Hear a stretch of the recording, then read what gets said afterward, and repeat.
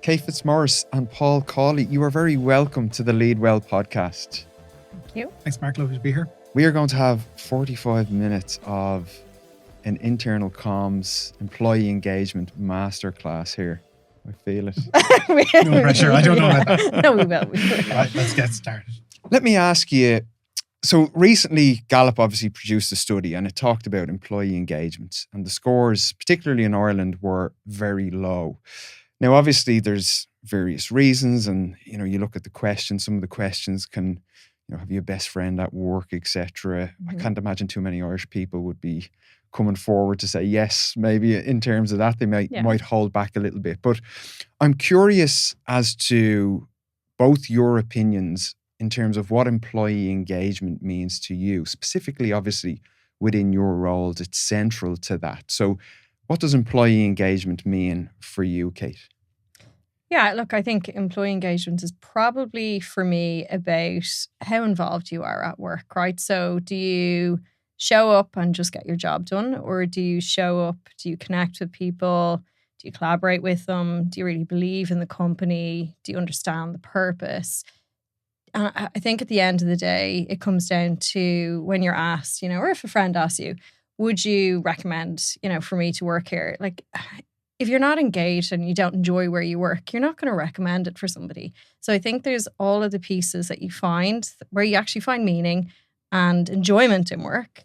And at the end of the day, if you say, yeah, I would absolutely recommend this place to my friend, no hesitation, then you are doing a brilliant job, whatever you're doing in terms of employee engagement. If you wouldn't, something's missing or something is lacking, or I think so many people need different things, and that's kind of the challenge, isn't it? Absolutely. I think as well, Mark, Kate's nailed it. I think the other thing is around that level of discretionary effort. So I think there's the more engaged you are, there's a correlation for me between that, going that little bit extra, going that extra mile, and how that translates into how you perform for your stakeholders in the business or your customers, all those sorts of things. That level of engagement flows through, because I think if you're an engaged employee, you probably understand the why. 100%. Yeah. Yeah. Because that's becoming more and more important now, isn't it? Especially in, we won't mention the C word, but obviously since then, the way we work is completely different. Obviously, It's moving again, probably in a direction where we do want to see more face-to-face interaction within the workplace, but trying to help employees understand that why, when we are operating in hybrid environments, can be quite challenging, but it also needs to be something that is constant. Would you agree? 100%. I think you have to keep that always on mentality now around the why, and constantly refer. So in my line of work, it's constantly referring back to the customers and the patients that we serve. So I work in a retail organisation where it's very easy to have people come in through the door who don't necessarily feel very well, or they might be looking for prescription. And so it's easy for me, it's not always easy, but it's easy for me to tie that back to when I'm communicating with them. Why are we doing this, right? So it might be a piece of training, it might be some behavioral shift we need to make in our business, but it's, for me, there's a tangible person behind why we're doing what we're doing.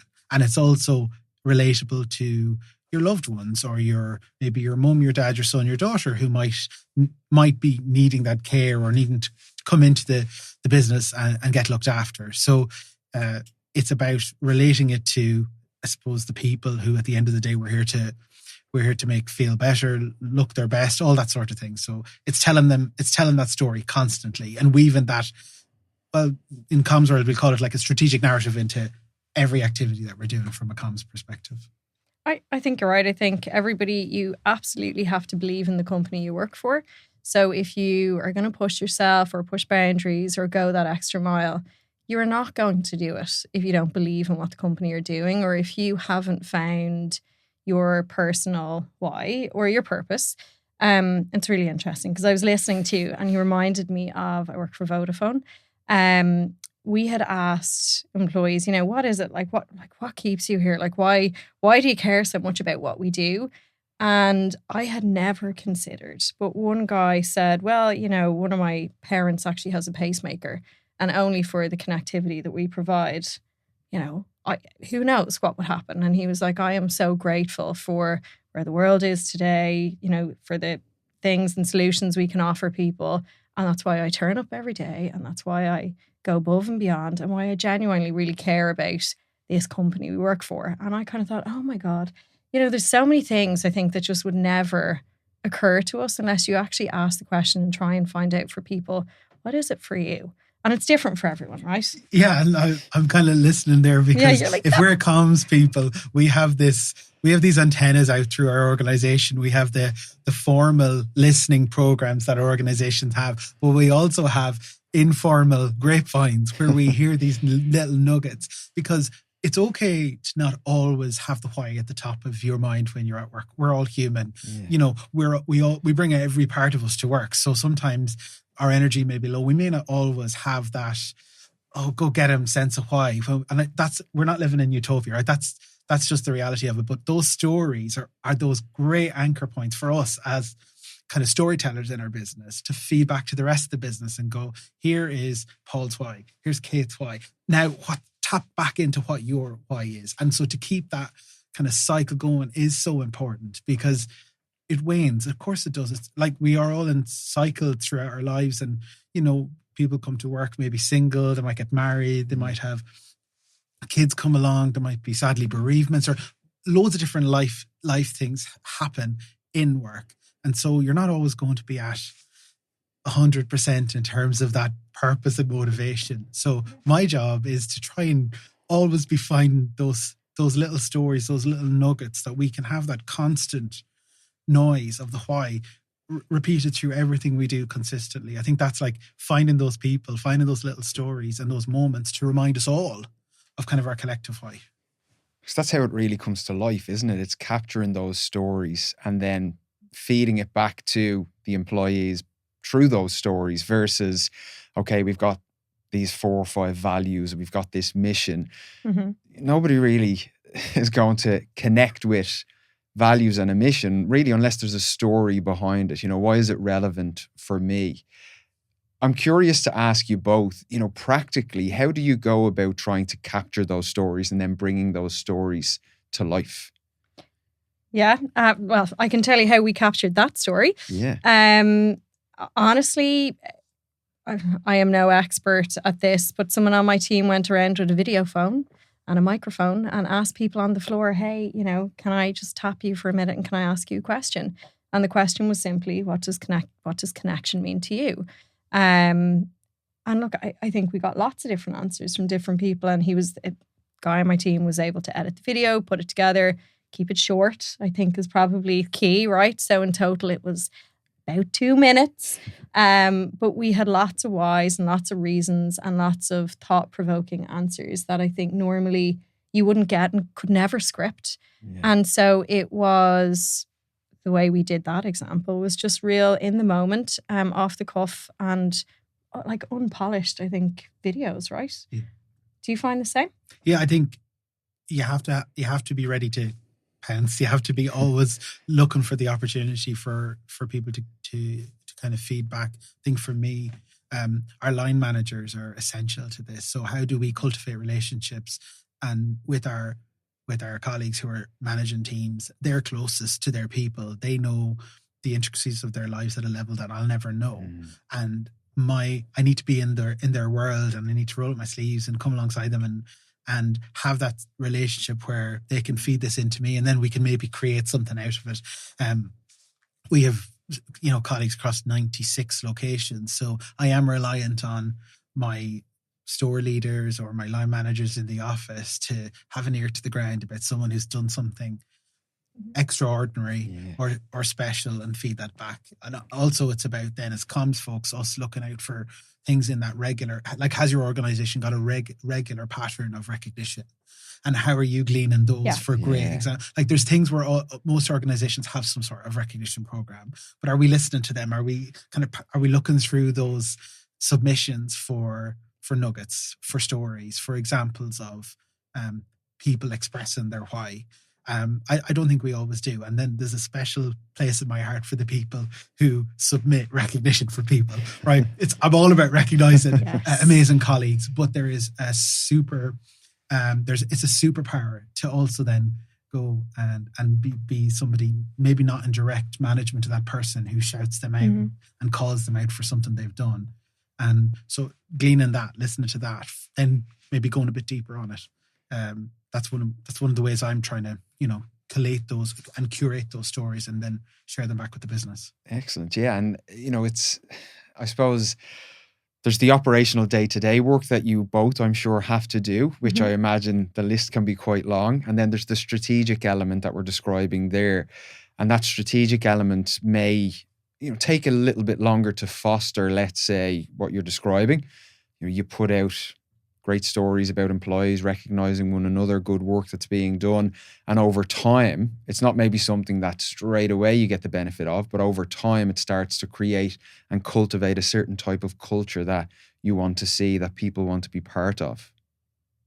Yeah. I have a very strong view that people see through what's not real, right? And I think if someone hands you a script and tells you what to say, no one is really going to, they might believe it.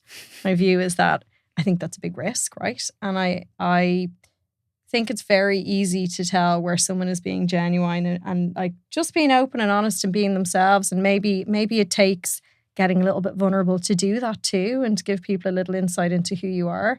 I think at the moment there's so much stuff coming at everyone that is perfect or generated by AI, or we've got scripts now in 2 minutes. And the really easy thing to do is just take them and run with them. Yeah. The harder thing to do is to really help somebody, put themselves out there and to watch other people either believe them or not.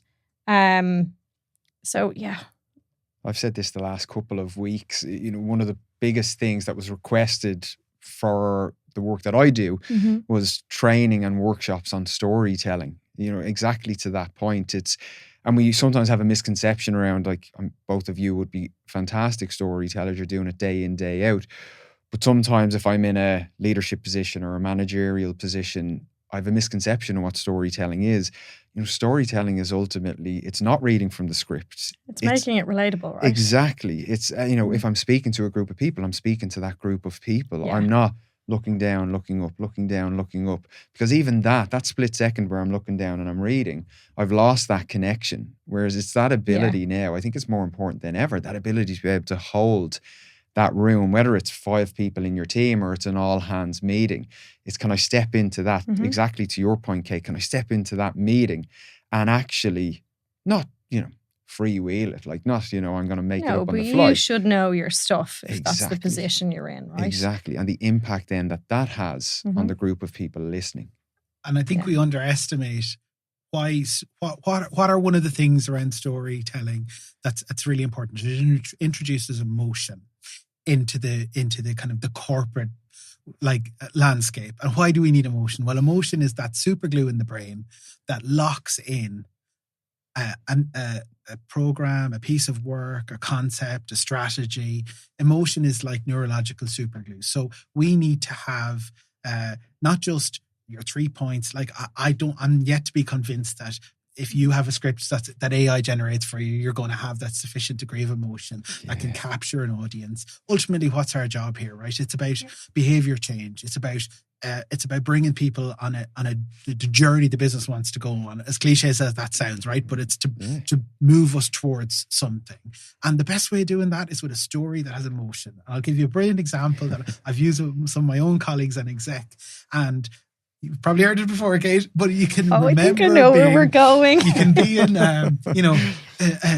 being a teenager in the Gaeltacht, and the love of your life of 3 weeks breaks up with you and broke your heart, and you can smell the greasy oil in the chipper, and there's probably a song playing, and you're retelling that story 20 years later, and there is emotion, right? Because it was so visceral for you at that time. And why do we leave? Well, let's leave the breakups in the past, but why do we leave that level of emotion out of corporate storytelling, out of bringing people on a journey? And one of the reasons is I think we're really busy. And when you're really busy, you go for the lowest common denominator sometime, churn it out, it's fine. Where are you carving out time for your comms people and your execs to sit down and actually create craft something, work through something creative. I think our people deserve their attention deserves something creative. Yeah. Not everything needs to be, we do a lot of operational work, but my goodness, when there is effort in the creative and the idea behind connecting with somebody through emotion. And we've already established there's so many little nuggets that we have. Yeah. We've so many weapons in our arsenal about great things we can tell our people about. Why do we settle for the lowest common denominator when we know that injecting that emotion into how we're communicating, connecting with our colleagues is the game changer for comms, especially in this age when people are craving that kind of authentic connection and can smell an AI generated script a mile off. Yeah, true. Our brand team, I came up with this thing where they basically say everything they do is to win hearts and minds. And I thought it was so smart. So one of the things they have done around this Christmas time is they've gone out to a swimming group in Cork called the Slippery Mermaids. Yeah. And they've created this gorgeous social media story. But it's not about selling phones and it's not about selling products. It's about teaching people the power of connection. And they've done it through human, real stories. And it's pulling at heartstrings, right? In a way where like there's one woman who lost her husband and she's found a group of women who they all now have connected and they go swimming together. And then there's another woman who's saying, you know, this is more than just a group. Like this is good for me and my mind. And I haven't seen that kind of content where it's so real and so authentic in a long time, right? And so we see ads and we see brands spending fortunes on ads, and yet, like a Vodafone, they're rerunning their Christmas swim ad, right? Yeah. Which I think it's on their sixth or seventh year. I was just going to say that. We were only talking about it today, but it's special because it makes you feel a certain way. Yeah. And I think if you can achieve that, and look, I am not a brand expert, but that's what they do externally, and I think in our jobs internally, if we can really impact how people feel in a day-to-day basis, and make sure that they feel good, right? And that they love what they do and they feel respected and heard and treated well, then great. And it comes back to a phrase that's not mine, but I've robbed and I use liberally, which is culture is caught, it's not taught. Yeah. So what are our colleagues catching, right? Because we're not, if we're teaching something, right, we're just, in my brain, talking to here. We're talking, above the shoulders. Yes. Whereas I think it's to catch that why, you have to go a bit deeper, you have to go a bit lower. It's a bit more visceral, and it requires a bit more of, I think, a gut response. Yeah, and you do your culture one there. I always have this culture eat strategy for breakfast, which is you can have the most amazing strategy in the world, and you can have your slide decks, and you can have it all ready to go. But if you do not have a good company culture, and people aren't going to get behind you, then you may as well throw it in the bin. Yeah, and it sounds like both of you are being given the freedom to really step into that creativity in your organizations, because, again, there's a real understanding of how people want to be communicated to, how they want to be engaged and connected with. Can I ask you, just based on your expertise, and again, I could be generalizing to a degree here, but we see obviously Gen Z coming into the workplace now, and you see a real want for them for a connection with who I'm going to work for. If I'm going to work for this company, I want to understand, your values, your mission, and I want you to communicate them to me effectively. Now, if I take somebody like my dad, for example, who's in his 60s, right? Yeah. No interest. He's no interest in that, right? But I think if it was done appropriately, he would be engaged, right? How do you find those different generations and trying to communicate to various generations within the same workforce? Yeah, I think it's really interesting. Like we do some brilliant grad programs, and to be honest, I think we find huge value in the graduates who are coming in because they challenge us on, maybe they might have a different perspective on things, or they are absolutely super passionate about sustainability. They have brilliant ideas. They're really eager and keen to just excel in like AI and learn as much as they can. And And like we see that they teach us sometimes more than we know, right? Where they'll teach us new ways of doing things. So I think it's brilliant to have them. And certainly like they are the future of our companies. But equally there's different generations, and people I think definitely absorb information differently. Some people are very comfortable on, for example, a social platform internally. They're quite happy to post a picture of themselves or comment. Other people, that scares the absolute life out of them. You know, oh my God, am I going to casually say something that everyone else can see? And like, we know it's okay, but there's definitely different ways that people communicate and respond and interact. And I guess that is the challenge. We've always got to try and find how do you cut through them all. So one might be a social internal platform. Another might be a CEO Connect where people are in person. And if you're not in person, we record it and we play it back. It might be a newsletter that lands every Friday that people just know to expect. And so, I mean, that's the way we do things. And there's more, right? But I think it's finding all of the opportunities in different ways to connect with people. Absolutely. You have to give each generation their own way in, their own channel in, while having a consistent message across all your channels and everything you do. And I think the other thing we need to be cognizant of is we're both in organizations that deal with customers and members of the public, and they're all ages, right? It's a multi-generational workforce, but it's also a multi-generational customer base. And the energy of the new is amazing. It's how do we also harness that incredible corporate memory, that experience, that sense of embeddedness in a community. As some of my colleagues have been in a business for 30 plus years and know their customers inside and out. And so how do we not alienate anybody? So our job is to bring everybody along and give colleagues who are really comfortable with self-service information and finding it their own way and like absolutely like harnessing that energy, but equally not alienating somebody who is quite happy, with a briefing once a week from their line manager. And like, that's no less, they're no less performing. Yeah. That's them showing up and engaging in a way that they're comfortable with. And I think there's an expectation in our organization that, everyone is briefed and pulling in the same direction, but that can take many forms. And it's the onus is on us to make sure across all our channels there's that consistency. I think that's the big thing. However you access this information, that there's that kind of single source of truth, and it goes back to our strategic narrative. And, that's something that we have governance over. Because I was going to say that, like, you can have all these different initiatives running and hope that obviously they'll get the message out there. Do you find that measuring then those various initiatives for both of you would be critically important? So, as you say, you've got the different aspects, whether it's a newsletter or a weekly briefing, and then you've got the internal social channels. Are those things that you're actively measuring week on week to see, okay, you know what, that's not quite working anymore. Maybe we need to put more time into this initiative, or maybe there's something else we need to try?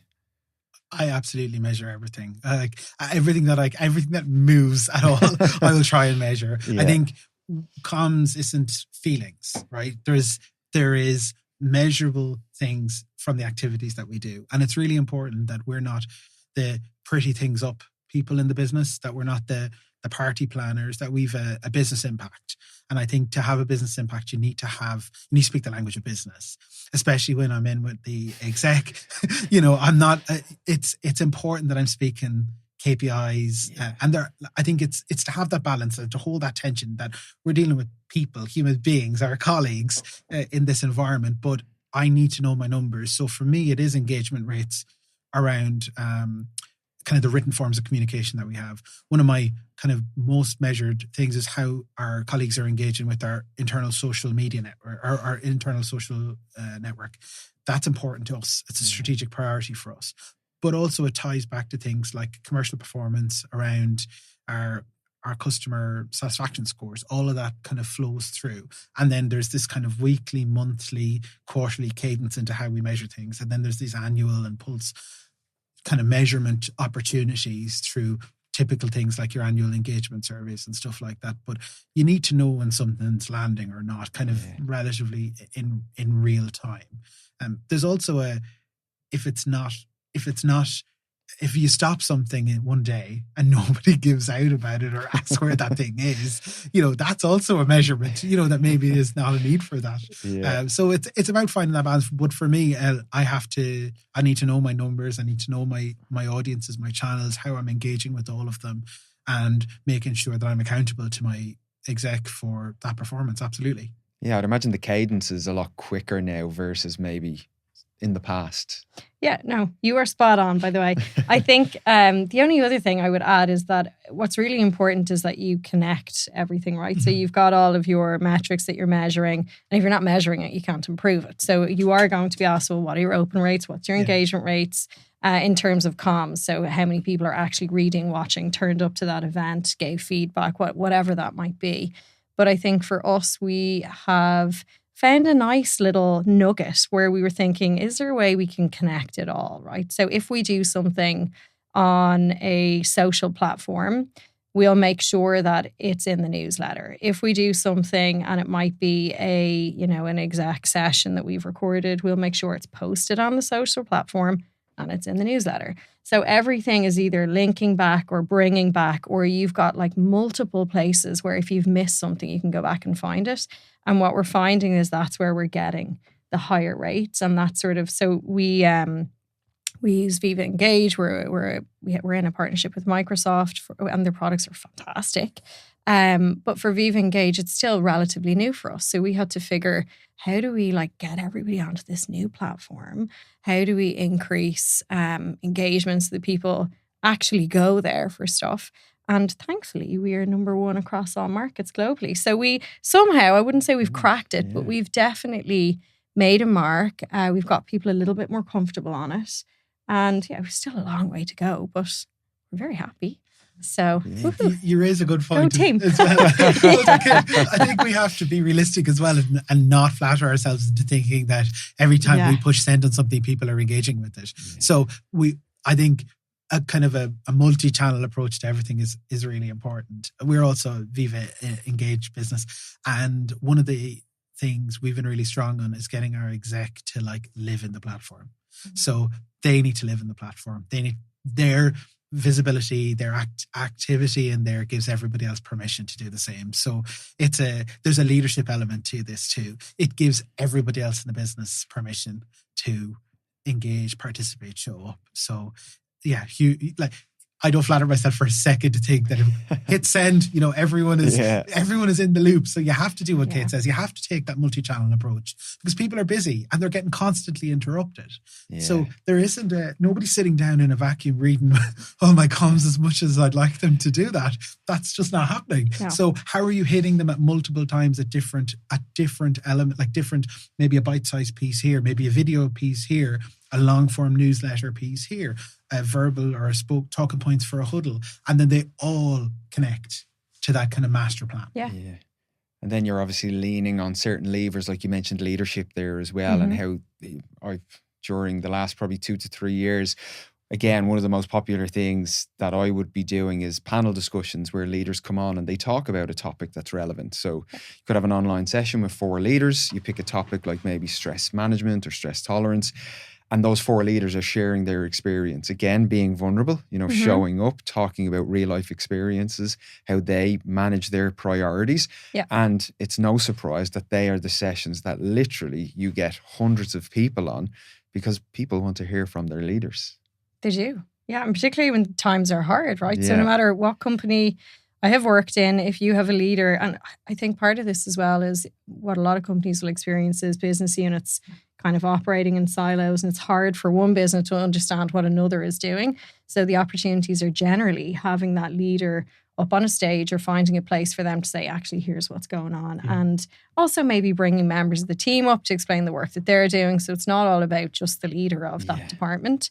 But I think no matter where I've worked, the moments that have really struck me is when things aren't going well and the leader has to get up and own that, right? Yeah.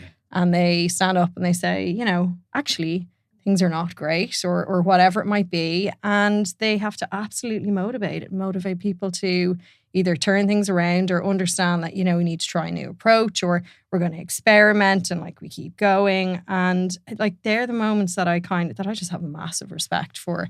That is not an easy job to do. It's great to get up and say, we're blowing it out of the water. Things are wonderful. Well done, everyone. Like they're lovely things to do. I think when it really matters, that's when it's tough. And I was going to say to you, do you find that based on our current, let's say, socio kind of cultural context, is honesty now a currency that we really appreciate? Because like veracity is optional now when we think about a lot of what we see in mainstream truth bombs. Yes. Mainstream media. 100%. I think that's so. They're not mine. There's the engage for success pillars that I kind of live by in terms of comms. There's strategic narrative, engaging managers, it's employee voice, and the fourth one is integrity. So those 4 things go hand in hand. They're the pillars for everything in terms of comms. Integrity, in the comms world we talk about the say-do gap, and I've never seen people's kind of BS filter be more attune than ever before. But we're living in this world where there's deep fakes, there's lots of it, like AI generated content, and that's really good. There's a place for all of that. So people are questioning everything. So our job is also as we're holding the pen on our organizations, is to make sure we're like simple stuff like fact checking the messages, that we're making sure what we say is right, but also that we're not kind of articulating either a culture that isn't there, or we're not just being totally incredulous in terms of, we're talking about an organization that our colleagues don't see. Yes. So we have to hold the pen on that, and we have to make sure that the comms is authentic, but it's accurate and it has integrity. Because the minute colleagues smell a lack of integrity, I think they just switch off, and it does irreparable damage to us as comms professionals, but it also does irreparable damage to our leaders. So we're in this sometimes really challenging position where I say it like this. So we are so lucky to have a front row seat to our organizations. I get to witness some of the smartest people ever leading big teams, big organizations, and that's across multiple roles that I've been lucky to have, where I get to, I'm a tiny player, but in these organizations, but you get like the nosy, curious Paul is just, loves this world. Like it's amazing. It's a privilege to sit in the front row and watch the way the businesses interact with stakeholders, with our colleagues and all that. But it also at times, to be effective in our job, we have to sometimes challenge, poke, prod, suggest, cajole, bring people kicking and screaming, because we're like, that's not going to land right. That won't resonate with our people. I don't know. Yeah. We're always in that tension. Yeah. It's funny. I think, again, back to, it's so easy to do the lovely things and 100%. Share the good news, because who doesn't want to do that?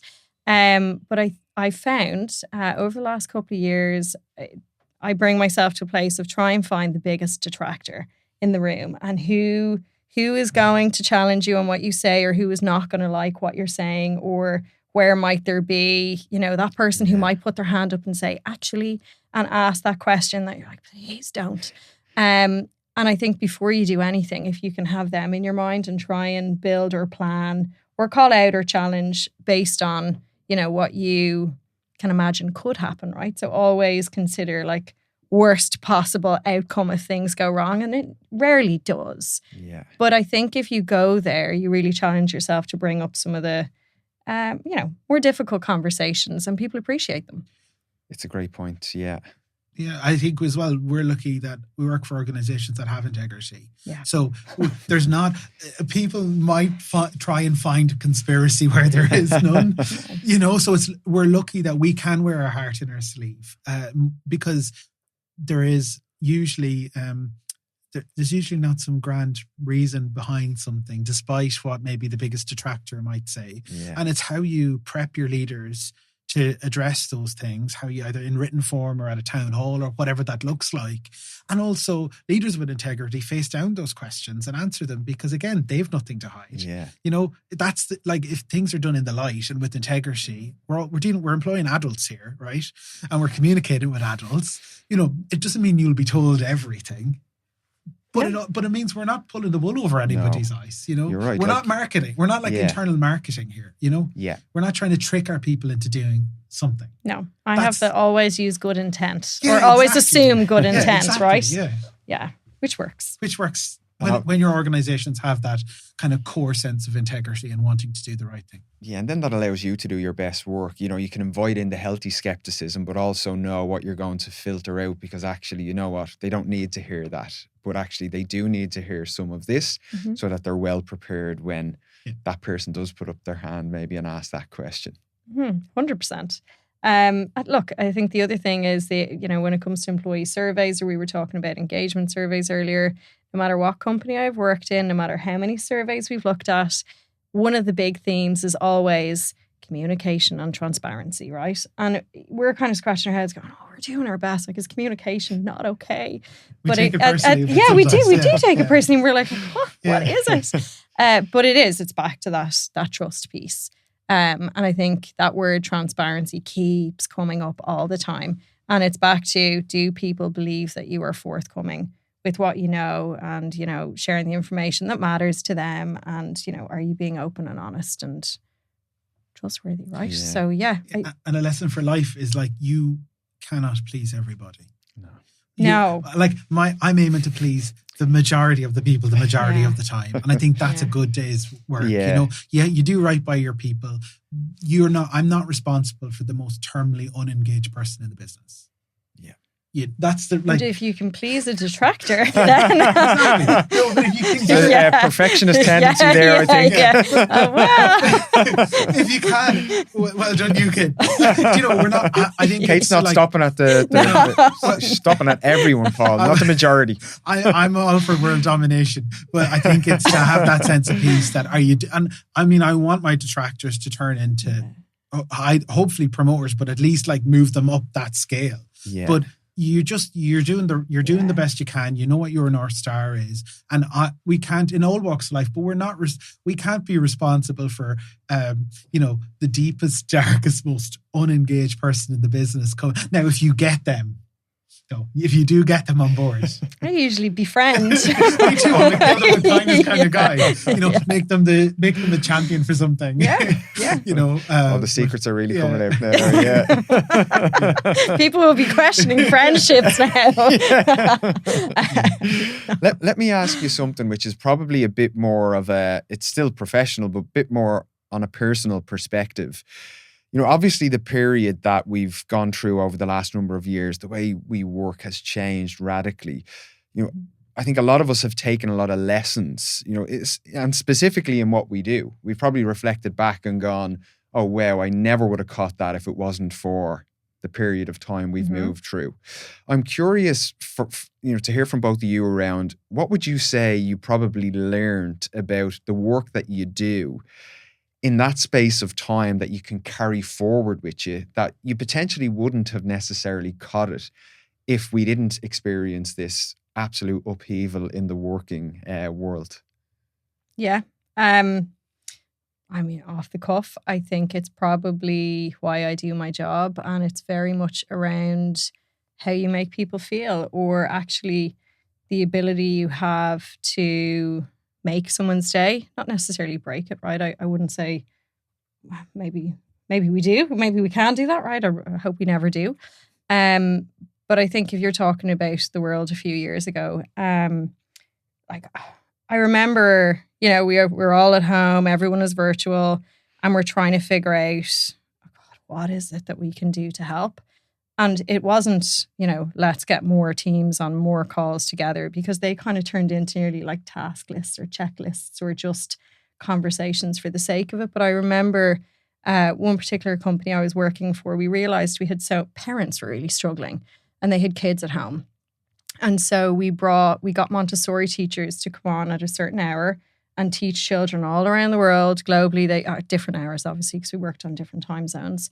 and do like 1 hour lessons with them. And okay, it wasn't groundbreaking in terms of it didn't bring the company's revenue to a new level, but the feedback that we got from people who had children at home that just said, oh my God, like, thank you. They haven't, been in a classroom, they haven't been with teachers. Or there was one particular woman who wrote a letter about, she had a son with additional needs, and she just said he really connected with that teacher, that person.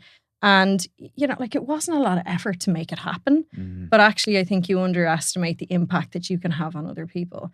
So that's probably one small example of back then where I went, okay, you really can help. Back to that feeling piece. Yeah, I think it's great. Like, if people, it was a small action at a time, but it definitely impacted how those parents would have felt on that day, that ultimately that day they were probably working. So all of a sudden now I feel happier.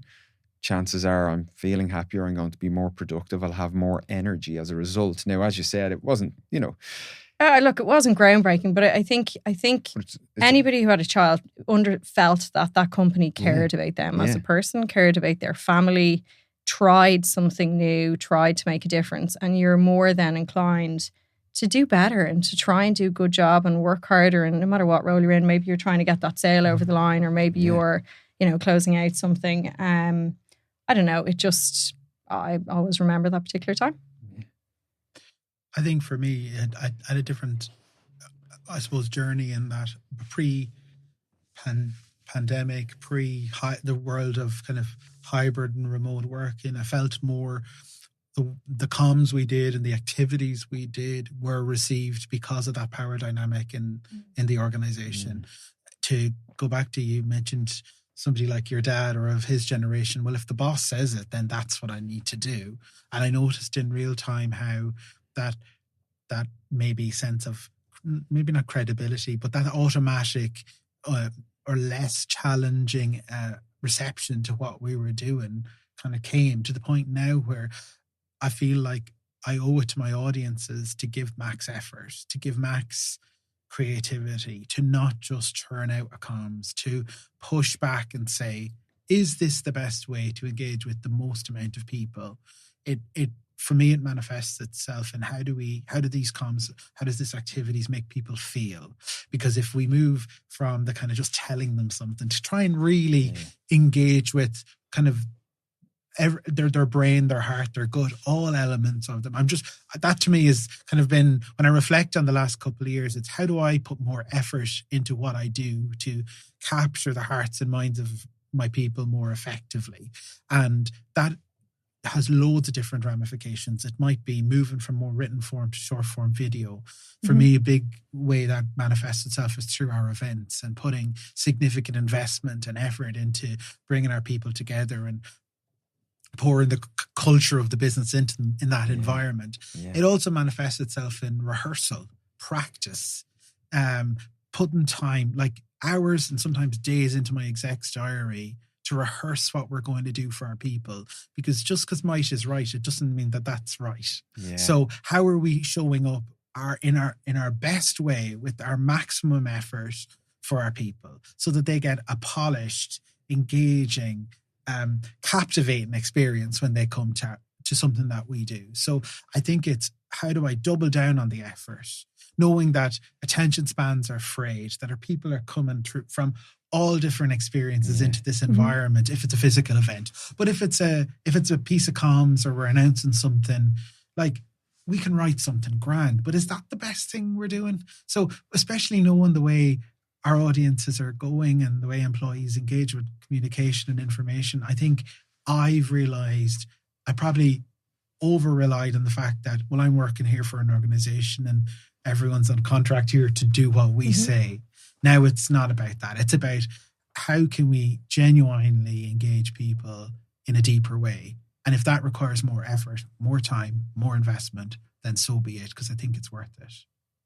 Yeah, I couldn't agree more. I think what I'm hearing back obviously is around emotions and feelings, and ultimately that's what's going to want to ultimately keep people within the organization. That's what's going to get them to buy into, actually, I want to be here. And I think the environment that we see at the moment, obviously there's a talent war. People are trying to hold on to their best people, and we're probably in a time now where, again, we're sitting here in Swords, Dublin, and obviously Dublin at the moment, you've got the largest organisations in the world have a headquarters here in Dublin as well as in Ireland. So the opportunities, Huge. on this small island is fantastic.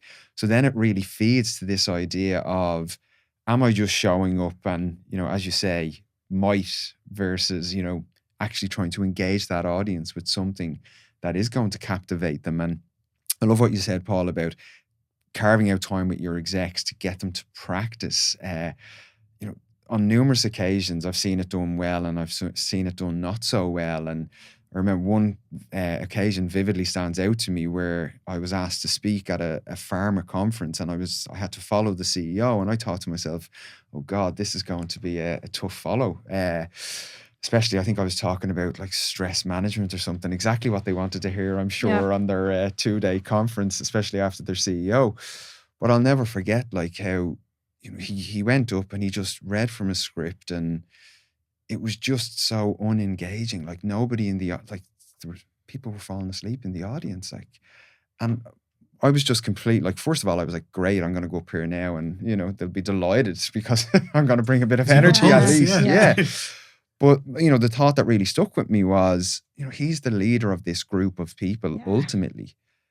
And if I was in that group of people looking at that presentation, I would be so unmotivated. What would it say, Mark? It says, I don't care enough about you to put enough effort into this. Yeah. To bring a bit more to this. Yeah. Yeah. To engage you and to try and look at you in the whites of your eyes and bring you with me. There was none of we've all been in those organizations, and there was probably some poor comms person or none. Like, I think it's an extraordinary privilege to be able to carve out time with your exec to do these things and to work in an organization where they value that. And my advice would also be to the comms person who doesn't have that right now is fight for it, because it might be you mightn't get, the light mightn't go on the first time or the second time. But eventually the light will go on and they'll realize it's way more fun. Yeah. You land your points way better. Yeah. Everyone's lighter, and your return on investment is there because people are listening, they're resonating, and they're moved to do what you tell them because you've put the effort in to connect with them in a real way. I'm just thinking about different execs through the years, right? And some of them have been incredible. They're on stage, they're on fire. You're like, yes. And they're so engaging. But there are some brilliant also execs who absolutely hate the limelight, who they're like those people who don't like public recognition. And like, there's lots of them. They're probably real introverts, right? Yeah. And I think for me, it's really trying to get to know who you're working with, understand who's strong on what they do, and then finding the right place for the people who, like maybe that leader who stood up and read a script, he might have been much better having an informal conversation about a topic he probably knew backwards in a chair speaking to somebody else. Or he might have maybe liked to question his exec team, and put it back to them. Maybe that might have, that's a great lit him on fire a little bit more. But I mean, it's trying to find... The medium could have been the problem there. Yeah. The same thing doesn't work for everyone. And the medium is the message in those environments too. I think it's such a strong point though as well. It's a great point to make sure, as you're saying, like that, know the exec, know what's going to make them comfortable, and know also that it doesn't have to be, we've always done it this way. So you stand behind the podium and you experiment, as you're saying, and do different things. Click through slides. I think it's a really good point, because, I think if we map this out over the next few years, based on our social media platforms, people's attention spans are getting shorter and shorter. So, if you're standing in front of a room of people, Dan, who's in the booth here behind us doing all the background, the recording, he says it's no longer 10 seconds, it's 2 seconds. Like you've 2 seconds now to try and capture attention. And if not, you lose people. And the same can be said for those corporate environments. I think we take people's attention for granted. 100%. I'm at the top of the room, so you're going to listen to me. No, I might be looking like I'm listening, but what you're saying is not really sticking. And it should be dramatically shorter than what your exec thinks it should be. Yeah. Like all those engagements should be dramatically shorter than what most of our execs think it should be. That's like, cut it in half, because then you might get to the stage where, what is this call to action? Like it'll be all killer, no filler at that stage, you know? Yeah, that's like little things like that. Put more time into colleagues connecting with each other, or hearing from world-renowned experts like yourself, Mark. But you know what that gentleman did that day could have been an email. You know, yeah, very true. And just as you said, duration is key. I'm just looking at our time; we've flown by. We've done well. Can't show Maybe just to finish, I'd love to maybe get one final point or insight from your experience. Internal comms, employee engagement. We would have quite a lot of HR professionals listening into this as well, and trying to get some nuggets that they can take back and apply in their own organizations. What might you leave our listeners with? Maybe Kate, we'll start with you. Yeah, I think for me, it's definitely considering your biggest critic, right? And then figuring out, like, you know, how do you want people to feel? So what do you want them to think, feel, and eventually do? And if you can't map that out, and if you can't really think about it, then just don't go there, right? Because I don't think there's a point. I hope that makes sense. It does. Yeah. That's really good. Mine was a little harsher. It's back yourself as a comms person. So if you're an exec who has comms people support you, give them a chance to weigh in on the ways of work and how you communicate across your organization. Mm-hmm. There's a thing in comms we talk about for years. It's been this kind of sense of a seat at the table. I think comms people need to just take their seat at the table. They're the experts in connecting and engaging with their organization. And if you are that comms person and you have a seat at the table, your job is whatever the job or whatever the aim of that business is. So it's either to return value to your shareholders or return value to your community, your organization, whatever that looks like. That's your job.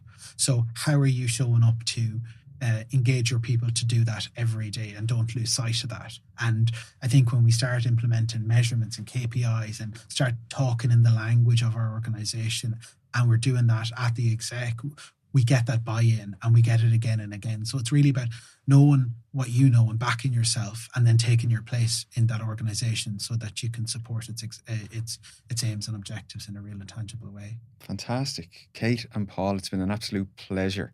If you both go in time and start a podcast together, I will say that it grew from this experience. You never know. You've both been today. I think it could happen. So I'll say watch this space. But thank you both for your time today. Thanks, Dean. Thank you.